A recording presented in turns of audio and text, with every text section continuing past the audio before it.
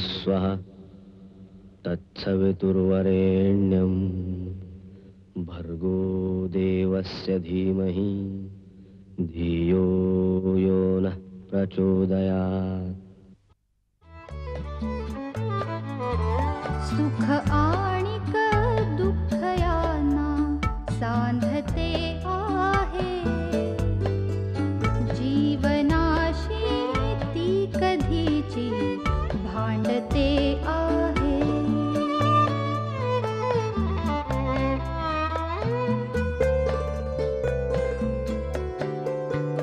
दोन डोळ्यांनी मुक्याने बोलताना ती वेगळे काहीतरी बघ सांगते आहे.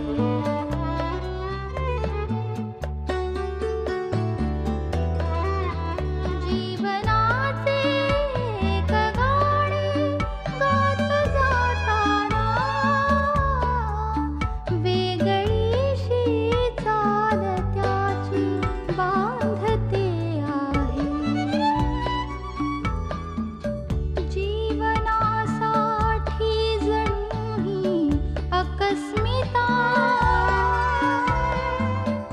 सुखाणिक दुःख वेडी अवंतिका.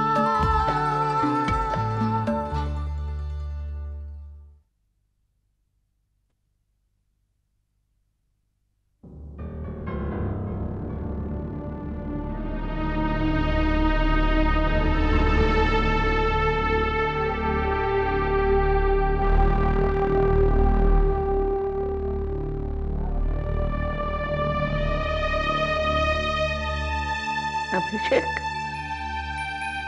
मम्मा, तुम्ही उठू नका प्लीज. आलात तुम्ही? कसं वाटतंय आता मम्मा? ठीक आहे, पण खूप थकवा आहे.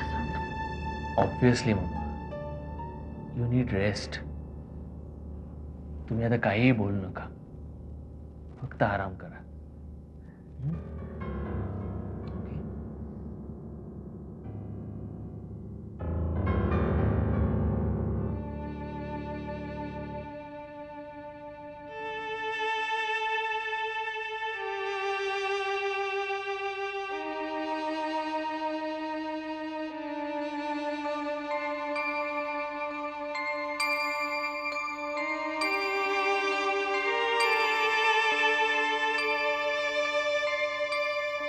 अश्विनी नाही आलात.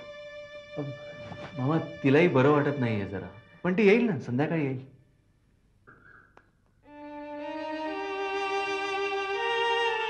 अभिषेक, तुम्हाला असं तर नाही ना वाटत आहे की आताही आम्ही अटॅकचं नाटक करतोय? नो मम्मा,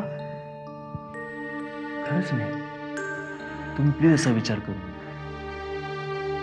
आम्हाला ठाऊक आहे आम्ही खूप चुकीचं वागलो, पण ते फक्त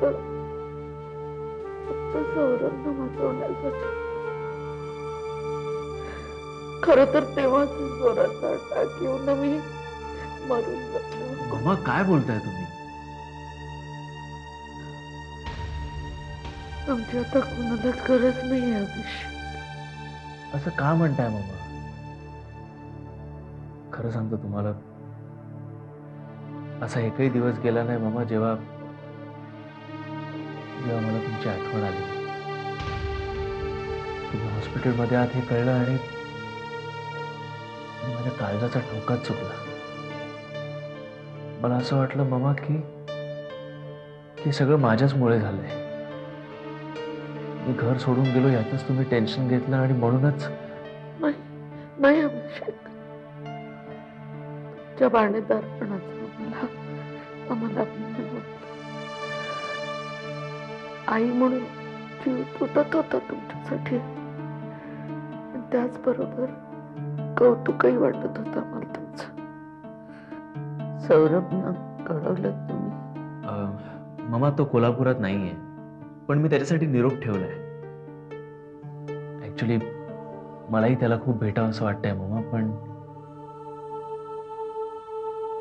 एनिवेज, तुम्ही आता हे सगळे विचार मनातून काढून टाका आणि फक्त आराम करा. ओके?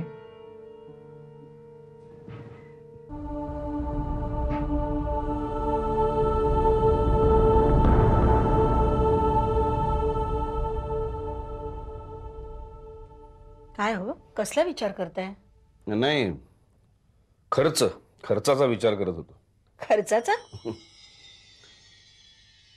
सुलभा, यावेळी सगळी बिलं दुपटीने आली आहेत. बँकेतलं सेव्हिंगही संपत आलंय. इन्कम कमी आणि खर्च जास्त असं चाललंय सगळं. स्टॉलचंही काही इन्कम नाहीये हो. नाही, अवंतिका देत होती मला पैसे, पण मी नाही घेतले. मला बरं नाही वाटलं ते. आणि सलीलकडे आपण पैसे मागू शकत नाही त्याचा बिझनेस मार्गी लागेपर्यंत. होते नव्हते ते सगळे पैसेही देऊन टाकले. जाऊ दे, मिळालेच नसते तर. सुलभा, मी विचार करतो एखादी FD मोडावी आपण. काय बोलताय तुम्ही? FD मोडणार? दुसरा काही पर्याय आहे का? इतकी वर्ष घरात बसून होते, काहीतरी केलं असतं तर. जाऊ दे का. आणि FD नाहीतरी अशा इमर्जन्सीच्या वेळेस कामाला येणार ना. कधी वाटलंही नव्हतं अशी परिस्थिती. एक संपलं ना की दुसरं काहीतरी समोर उभं राहतं. सुलभा,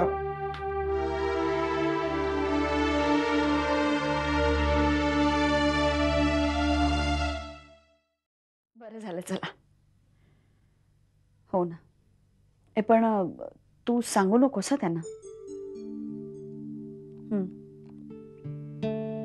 चल, टेक केअर. बाय.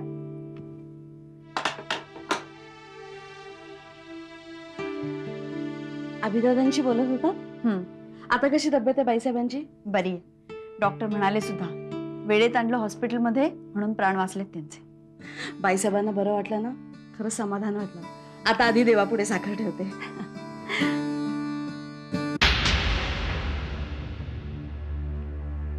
तू तरी एवढी धावपळ करून कशाला नेलस तिला? इतका त्रास दिलाय म्हातारीने तुला, मरू द्यायचं होतं तिला तिथे. आत्या, काय बोलतेस तू? अगं, कुणालाही अशा मरणाच्या दारात तडफडत सोडण्यात निर्दयी नाहीये मी. चांगलीच आहेस, पण त्यांना शिक्षा नको का व्हायला? हे बघ, त्यांच्या कर्मानेच त्यांचा नाश होणार आहे. अगं, आपण कोण त्यांना शाप देणार आहे? झालं असेल माझं वाईट, पण ते माझं नशीब होतं म्हणून झालं तसं. पण इथून पुढे माझं चांगलंच होणार आहे आणि जगात सगळ्यांचं चांगलं व्हावं असंच वाटतं मला, अगदी ममांचं सुद्धा. जाऊ दे मग. विचित्र मुलगी आहे. परवा नाव काढलं तर एवढा राग आला आणि आज? जाऊ दे, मी काही बोलणारच नाही आता इथून पुढे. भावना, किती काळजी करतेस? अगं, वाटेल बरं शोभनाला. माझंच चुकलं. मी तिला एकटीला जाऊ द्यायला नको होतं. आता तू बरोबर गेली असतीस तर व्हायची गोष्ट टळली असते का? हा, आपल्याला लवकर कळलं असतं एवढंच. अहो, पण आपण इथे असून अवंतिकाने केलं ना सगळं. तुला आवडलं नाही? तसं नाही हो. उलट मी थँक्स देण्यासाठी फोन करणार आहे तिला. ती होती म्हणून पटापट निर्णय घेतले तिनं सगळे. ती कोणाच्या येण्यासाठी थांबली नाही. हो ना, मी जर असे तर खूप घाबरले असते बाबा. अच्छा, एनिवेज आंटी, मला जरा त्या फॅशन शोच्या कामासाठी बाहेर जायचं. तू पटकन येते.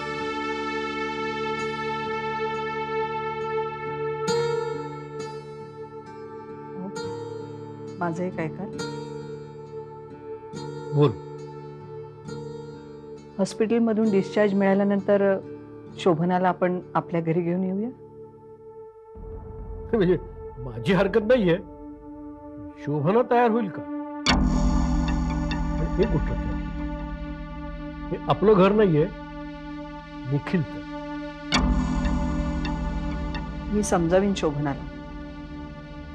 तिला मी इथेच घेऊन येईन आपल्या घरी.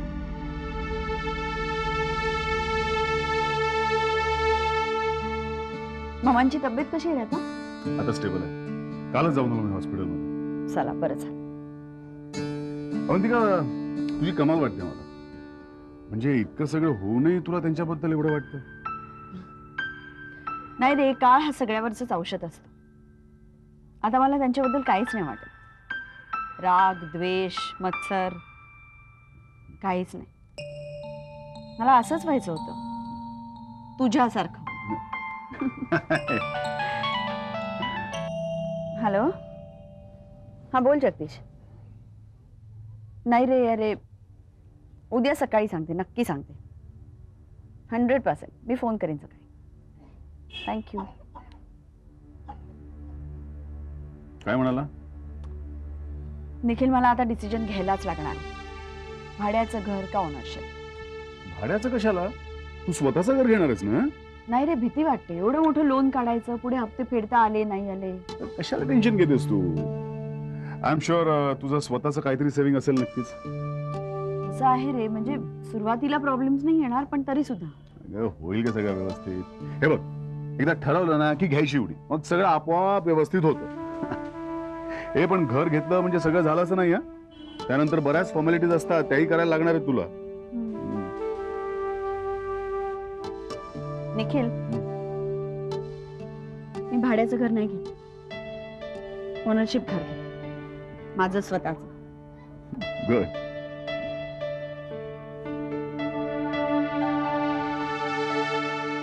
ये सांगितलं बाबा. हा, मला बोलवलं तुम्ही? हो, मुद्दामच बोल. तुझ्याशी थोडंसं बोलायचं आहे. बोला ना. काय बेटा, त्या फॅक्टरीचं आपल्या सगळं काम मी माझ्याकडे घेतलं होतं. काही कारणासाठी घेतलं होतं, पण खरं सांगू का, आता मला काही ते काम निभत नाही. धावपळ होत नाही, पायाचा त्रास दिवसांदिवस वाढत चाललाय. तेव्हा आता त्या फॅक्टरीकडे तू पाहावंस असं मला वाटतं. अर्थात माझी रिक्वेस्ट आहे. बाबा, काहीतरी काय बाबा, ती फॅक्टरी म्हणजे माझं स्वप्न होतं. होतं नाही, आहे प्रत्यक्षात उतरलेलं. मग पप्पा मला सांगा, मी त्या फॅक्टरीकडे लक्ष देणार नाही असं कधी होईल का? आणखी एक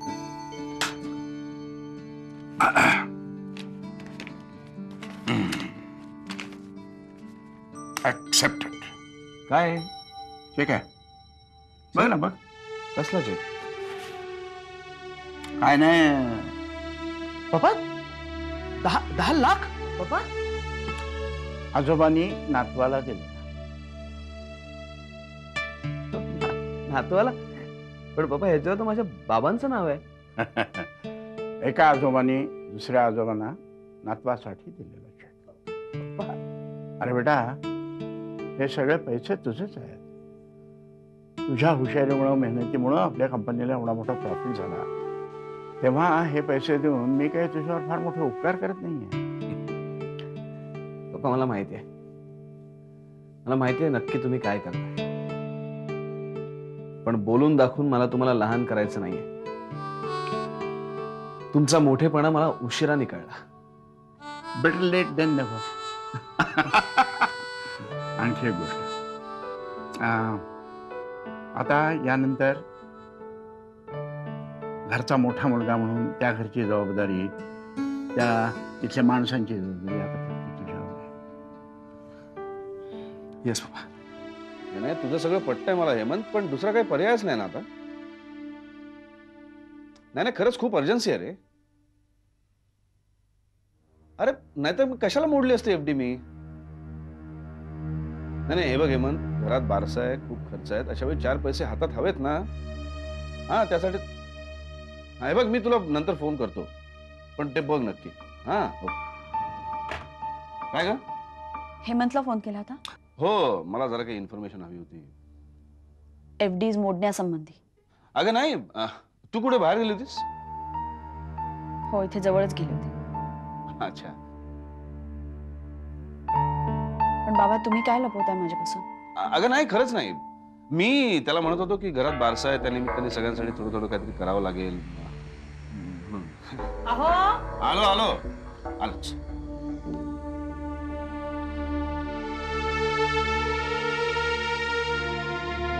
बारशाचा खर्च करण्या इतकेही पैसे नाही आहेत बँकेत. कुठून असणार नाही. आईच्या स्टॉलची गर्दी कमी झालेली, सलील घरात पैसे देऊ शकत नाही, आणि माझ्याकडून पैसे मागणं बाबांना प्रशस्त वाटत नाही. किती वारेमाप खर्च होतोय हे फक्त खर्च करणाऱ्यालाच कळतं. मी इथून गेले तर निदान माझा आर्यसा रुक्मिणीचा खर्च तरी कमी होईल. माझा निर्णय बरोबरच आहे.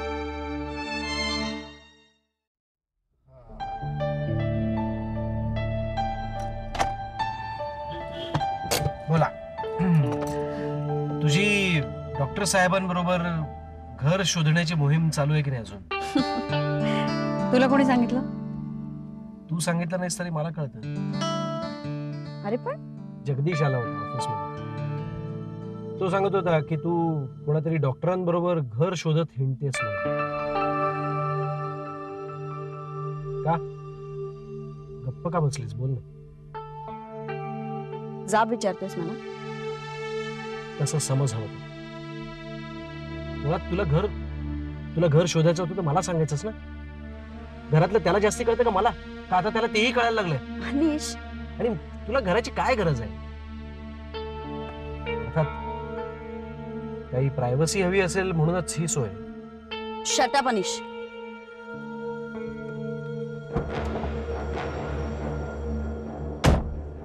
काय तोंडाला येईल ते बोलतोस का? तूच सांगितलं होतंस ना त्याचं आणि मृण्मयीचं लग्न ठरतंय म्हणून.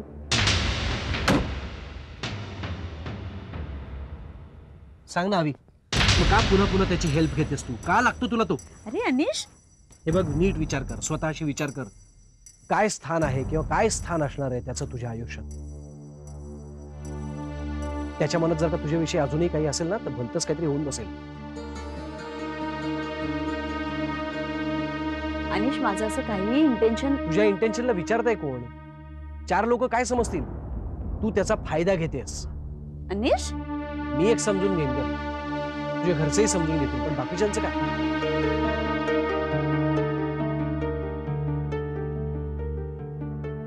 हे बघ अवी, जर का तुझ्या मनात काही नसेल ना तर ही मैत्री थांबव आत्ता, या क्षणाला.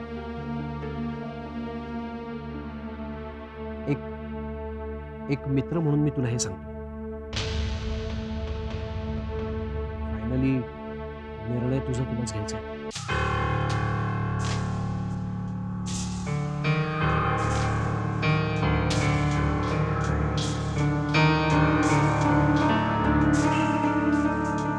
हॅलो हेमंत. हा बोल बोल ना, काय झालं? अरे बाबा पूजेला बसले. हा बोल बोल. काय एफडी मोडायला? कधी सांगितलं तुला हे? नाही नाही नाही नाही नाही, हे बघ पैशांची व्यवस्था झालेली आहे. एफडी मोडायची काहीही गरज नाहीये. मी सांगतो त्यांना. हो मी सांगतो. Okay bye. खरे कोणाचा फोन होता? हेमंत सर. अरे मग असं का सांगितलंस त्याला तू? बाबा तुम्ही मला का नाही सांगितलं? काय? हेच तुम्हाला पैशांची गरज आहे. अरे ते बरोबर आहे. मला कसं सांगाल? तुम्हाला असं वाटलं असेल की मी काय तुम्हाला पैसे देऊ शकणार? तसं नाही चालेल बाबा. मला मान्य आहे, मागे एकदा मी चूक केली होती, पण आता मला पश्चाताप झालाय ना. मला इतकं परक समजू नका. अरे नाही रे बाळा.